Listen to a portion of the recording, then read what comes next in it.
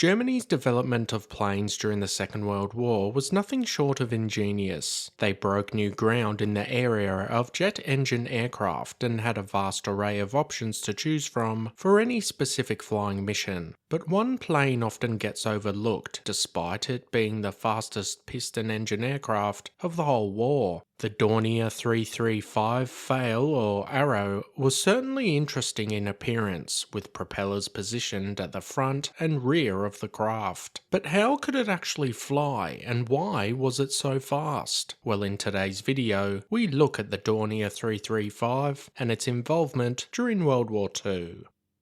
If you enjoy this video and want to see more, hit that subscribe button. It's free and really helps the channel reach more history lovers like you. The origins of this strange aircraft came from Claudius Dornier, who developed the push-pull engine design. This interesting aviation concept allowed an aircraft to have the power of two engines, but with less drag and greater maneuverability. Instead of placing an engine on each wing, by placing one engine in the nose and one in the tail, both affixed with propellers, and keeping the engines as close to the center line of the plane as possible, the aircraft's roll rate is increased. Dornier's testing on scale models seemed to prove the theory correct, but they wanted to upscale to a full-size version. By 1943, the Luftwaffe was in desperate need for multi-purpose aircraft. Dornier submitted a proposal for a fast bomber with an additional ability as a fighter. After this was accepted, the first of the 335 prototypes was created. A Daimler-Benz V12 engine was chosen to propel the aircraft, one positioned in the nose and one in the tail. Each liquid-cooled engine had about 1,750 horsepower, and this translated to an aircraft capable of huge speeds. The fastest recorded 335 was said to have hit a top speed of 474 miles or 762 kilometers an hour. This was important as it made the 335 faster than any other piston-engined aircraft in the whole world. Test pilots indicated the 335 had exceptional flight performance in acceleration and its turning radius, as well as docile handling with no dangerous spin characteristics.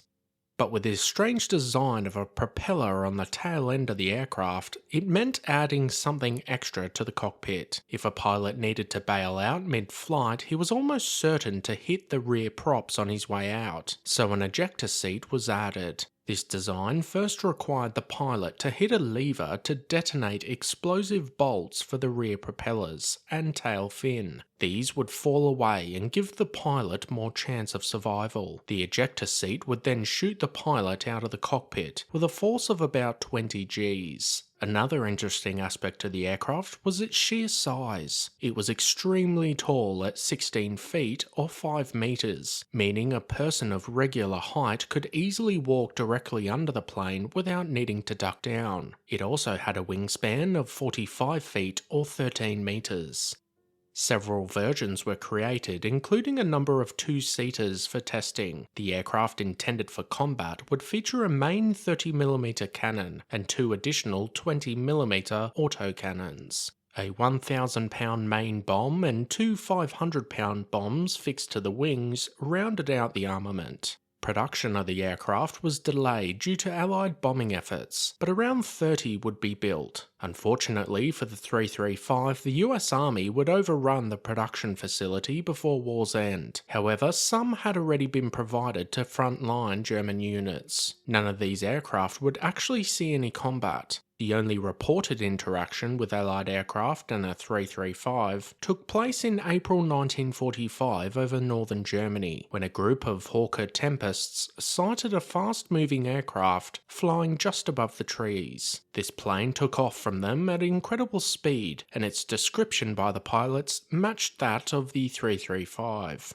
The production of the 335 Arrow would come far too late for Germany. Had a fighter aircraft capable of these kind of speeds been available to them much earlier in the war, it's likely it may have changed the course of many aerial battles, and who knows, even the success of the war for Germany. But in the end, it was too little too late. Still, a pretty incredible aircraft and amazing thinking by German designers during World War II.